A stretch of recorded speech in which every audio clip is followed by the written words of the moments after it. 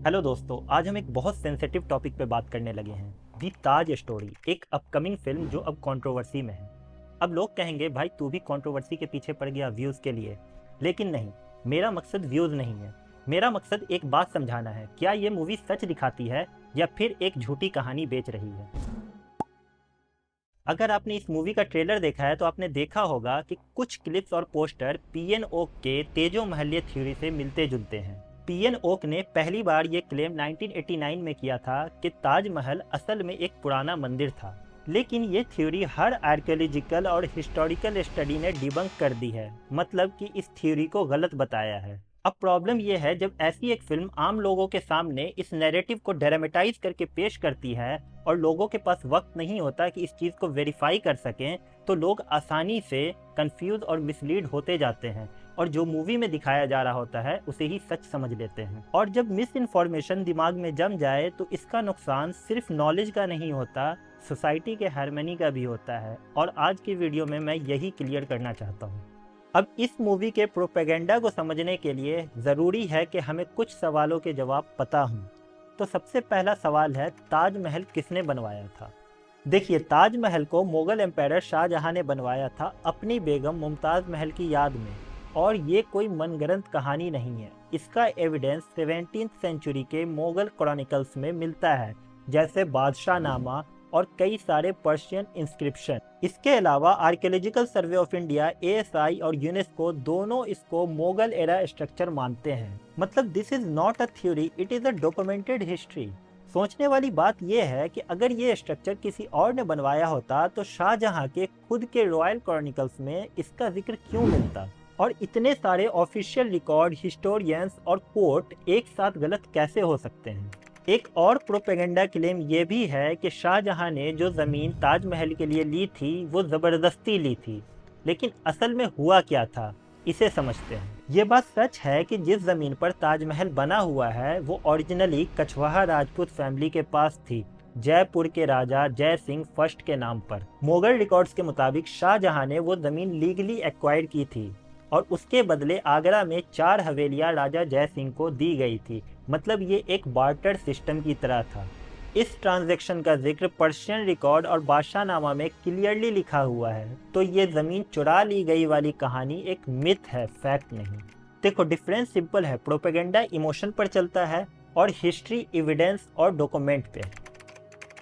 और तीसरी सबसे अहम बात, archaeological survey of India ASI, supreme court और हिस्टोरिकल स्टडी करने वालों का इस टॉपिक पे क्या कहना है। आर्कियोलॉजिकल सर्वे ऑफ इंडिया और यूनेस्को दोनों ने कहा कि ताजमहल एक मुगल एरा स्ट्रक्चर है और तेजो महलिया वाली टेम्पल थ्योरी अनसब्सटेंशिएटेड और हिस्टोरिकली इनकरेक्ट है। अगर इस क्लेम में थोड़ा सा भी सच होता तो एएसआई कब का एग्जीक्यूशन करके प्रूफ पब्लिश कर चुका होता।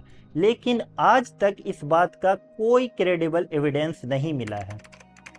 इस टॉपिक पर जब कुछ लोगों ने सुप्रीम कोर्ट में पिटीशन फाइल की तो सुप्रीम कोर्ट ने उसे पब्लिसिटी इंटरेस्ट लिटिगेशन बता कर के डिसमिस कर दिया। सुप्रीम कोर्ट ने यह भी कहा कि 400 साल पुरानी हिस्ट्री कोर्ट में बार बार ओपन नहीं की जा सकती, क्योंकि आर्कियोलॉजी और इंटरप्रिटेशन का काम जो है वो हिस्टोरियन और एक्सपर्ट्स का है, जज का नहीं। और ये बात समझना बहुत जरूरी है कि हर इंस्टीट्यूशन, चाहे वो एएसआई हो, यूनेस्को, सुप्रीम कोर्ट या कई सारे हिस्टोरियंस, एक्सपर्ट्स का यही मानना है कि ताजमहल एक मुगल मोनुमेंट, एक मुगल मकबरा है, ना कि तेजो महल। तो जब कोई फिल्म दी ताज स्टोरी जैसे प्रोपेगेंडा पे बेस्ड होती है और बिना एविडेंस के एक अल्टरनेट हिस्ट्री दिखा रही होती है तो इसका नुकसान सिर्फ इतिहास को नहीं होता, इसका नुकसान आम लोगों के दिमाग पर भी होता है। देखिए, मेरा मकसद किसी धर्म या कम्युनिटी को टारगेट करना नहीं है। मेरा मकसद ये है कि जब कोई फिल्म डॉक्यूमेंटेड हिस्ट्री के बजाय एक डिबंक थ्योरी को प्रमोट करती है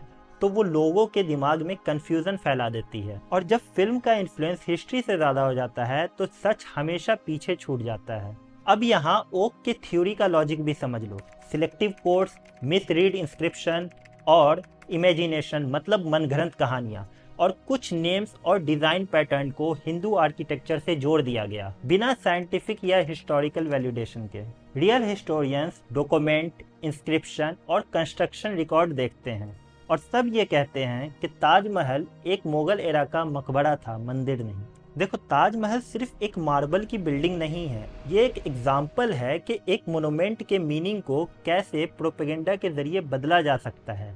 कभी इसे एक प्यार का सिंबल बना दिया जाता है, तो कभी इसको धर्म के नाम पे डिवाइड कर दिया जाता है।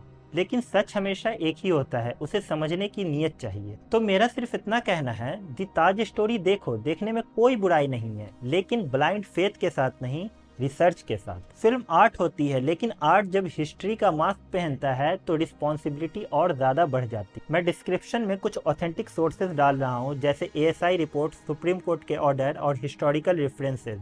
खुद पढ़ो, समझो और डिसाइड करो किसका नैरेटिव सच के करीब है। अगर आपको लगता है कि मिस इन्फॉर्मेशन से लड़ना ज़रूरी है तो इस वीडियो को शेयर करो, क्योंकि सच तभी जीतेगा जब हम सब मिलकर उसे प्रोटेक्ट करेंगे।